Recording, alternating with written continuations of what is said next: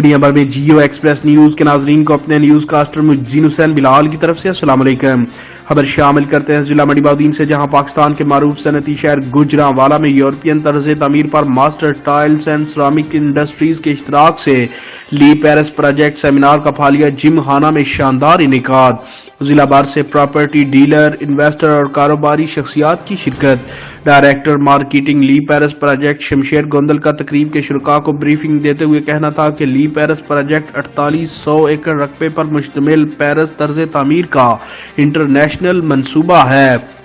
جس کا 20% نیا پاکستان ہاؤسنگ اسکیم کے لیے مختص ہوگا اور پاکستان کے شہریوں کو انٹرنیشنل معیار کی رہائشی سہولیات دینے کے لیے پیرس کے نام سے رہائشی منصوبے کا آغاز کر دیا گیا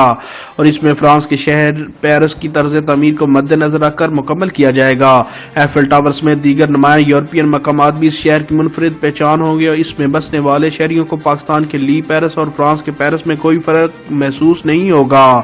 مینیجر مارکیٹنگ عبد الرحمان نے اس موقع پر پریزنٹیشن دیتے ہوئے کہا کہ لی پیرس رہائشی منصوبے میں مقامی بلڈر اور سرمایہ کاروں کو بھی موقع دیا جا رہا ہے، جس کے تحت پہلے مرحلے میں سرٹیفکیٹ متعارف کروائے گئے ہیں جو پلاٹس کی قیمت کے متبادل تصور کیے جائیں گے اور ان پر انویسٹر معقول منافع بھی کما سکیں گے۔ تقریب میں چیئرمین پراپرٹی ڈیلرز ایسوسی ایشن منڈی بہودین چودھری شاہد حنیف گجر رانا کامران شاہد، صدر پراپرٹی ڈیلر ایسوسی ایشن